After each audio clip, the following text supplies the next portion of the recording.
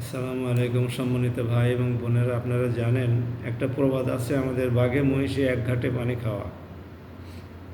বিপদে যখন পড়ে তখন বাঘ এবং মহিষ জীবন বাঁচানোর জন্য একই ঘাটে আসে, একই জায়গায় সহ অবস্থান করে, যদিও উভয়ের ক্যারেক্টার আলাদা আলাদা। ঠিক তেমনি গত আওয়ামী আমলে বিএনপি এবং জামাত উভয় দলই দারুণভাবে নির্যাতিত হয়েছে এবং প্রচুর পরিমাণে প্রাণহানি ঘটেছে উভয় দলেরই। সুতরাং জামাত এবং বিএনপি একসাথে ঐক্যবদ্ধ প্রোগ্রাম করেছে, ঐক্যবদ্ধভাবে বিভিন্ন ইস্যুতে আন্দোলন করেছে এবং জামাত কোনো কর্মসূচি দিলে বিএনপি সমর্থন দিয়েছে, বিএনপি কোনো কর্মসূচি দিলে জামাত সমর্থন দিয়েছে। এভাবে গত 16-17 বছর চলে এসেছে।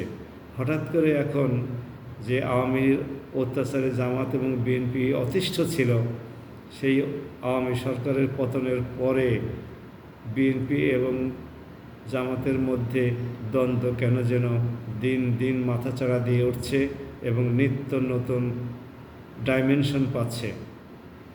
আমরা এতে নিঃসন্দেহে গোটা দেশবাসী উদ্বিগ্ন। না জামাতের লোকজন স্বস্তিতে আছে, না বিএনপি তার নানান রকমের কর্মফলের কারণে স্বস্তিতে আছে।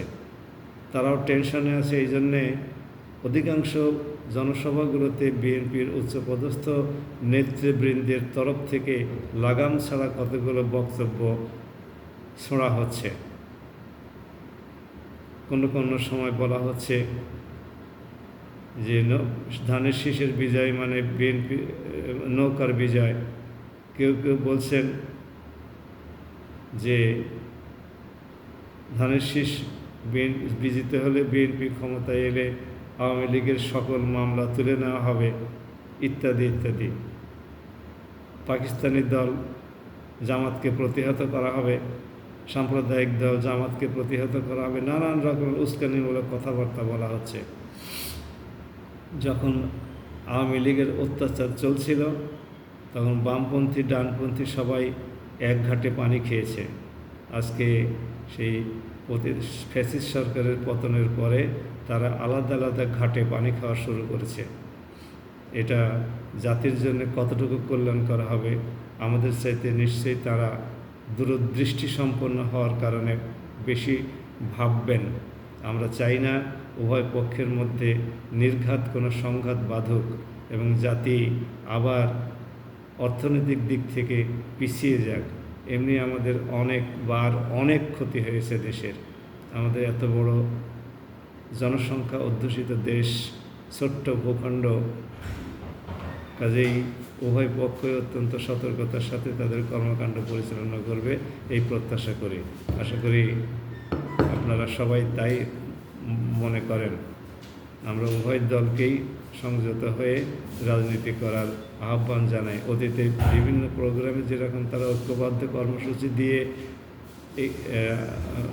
ন্যায়ের পক্ষে অবস্থান নিয়েছিল, দেশ এবং জাতির পক্ষে অবস্থান নিয়েছিল, আগামীতেও ঠিক তাই করবে, আমরা এই প্রত্যাশা করি।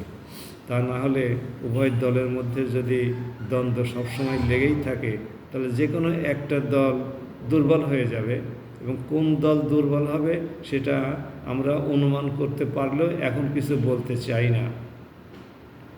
যে দল জাতীয় স্বার্থবিরোধী কর্মকাণ্ডে লিপ্ত থাকবে বলে জাতি মনে করবে, সেই দলের পরিণতি আওয়ামী লীগের মতোই হবে বলেই এখনও অনেকে বলে যাচ্ছেন।